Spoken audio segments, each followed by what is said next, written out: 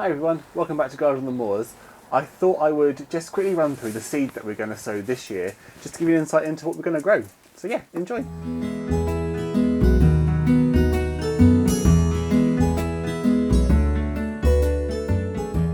Okay, first up, let me show you the things that I've already sowed. So what were we now? First, start of March now. And the things that I've already sowed would be our peppers and chilies. So one thing I've got would be these Cornwall di Toro Rosso, which are like a bullhorn pepper that's red. I also have another one which is very similar, which is yellow. They're both germinated and they're doing absolutely brilliantly. In fact, all my peppers are doing brilliantly, which is really good. I also have California Wonder, which is a bell pepper. And then I'm also growing, for the first time, some seeds from save seed from peppers. So I've got my padrons, which I grew last year and collected some ripe seed from them. They've done really well, and also some habaneros, an orange habanero. So they've done really well. In the greenhouse, I've also already sowed my Musselburgh leeks. So these are my favourite variety of leeks. They're always really reliable and give me great harvests. They're up, they're sprouting, so that's doing absolutely brilliantly. I also have some Calabrese. So this is a Calabrese called Kabuki, which is an F1 hybrid. I've grown it plenty of times before, and it's probably one of my favourites to grow. It's just gives me brilliant broccoli heads, so really happy with that. The last thing, I should say, that I've already sowed are some parsley seeds. Now these aren't up yet. No, still not up. So I'll give them a bit longer. I've got plenty of time to sow them again. So if they don't come up, then yeah, that's it. Just sow some more.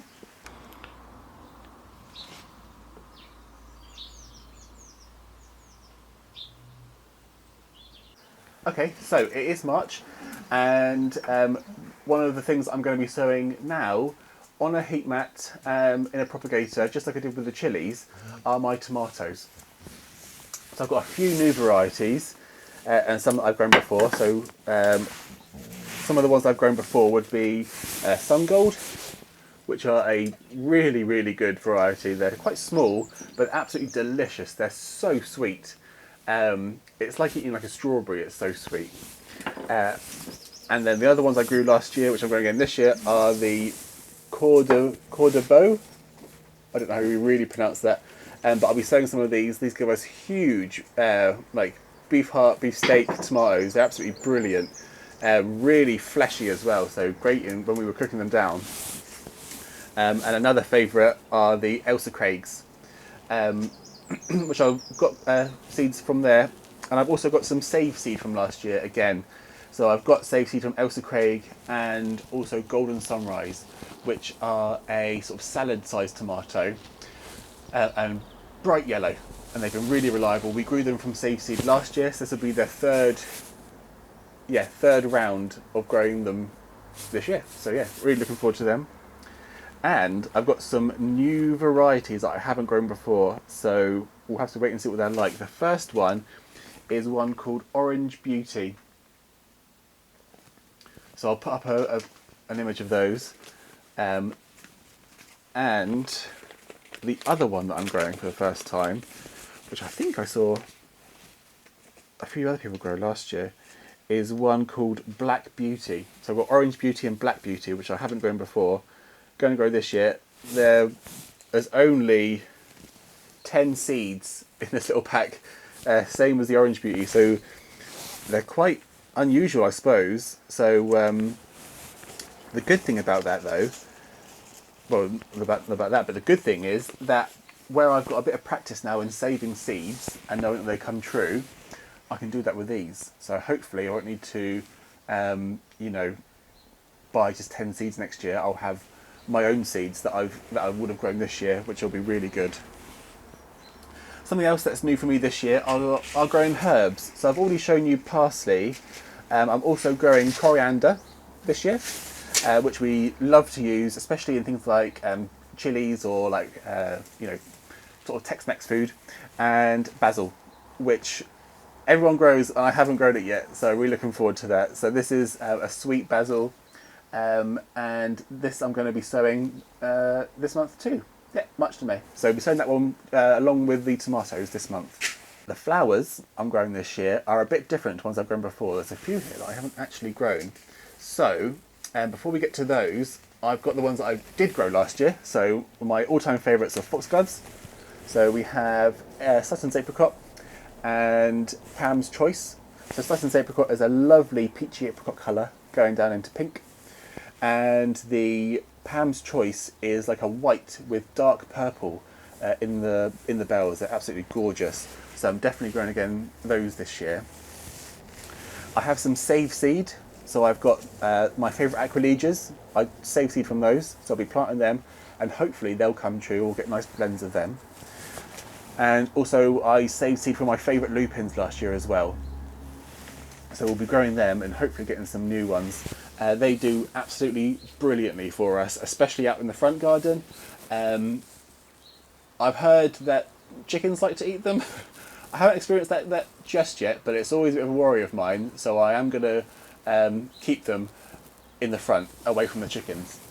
And then, like some new flowers I have. The first ones I have are straw flowers. These are also called everlasting flowers, I think. And they do really well when you dry them. So you would cut the flower and let it dry, and then it should stay like that for a very long time, nearabouts forever. So I'm going to grow some of them. And what I'd like to find as well is those, they look like little foxtail grasses. I need to find them, like just little mini like fuzzy ones like that, and they'll go really nicely. Just to give a bit of a pop of colour and a bit of summer in winter, because that's one thing I've been missing this winter is some nice cut flowers in there. So it'd be good to have some everlasting ones. And then the other thing that I'm trying this year, which I haven't grown before, are a poppy called Lauren's Grape. So I just saw it, loved the colour, and thought, oh, let's give it a go. So yeah, hopefully they'll do well for us.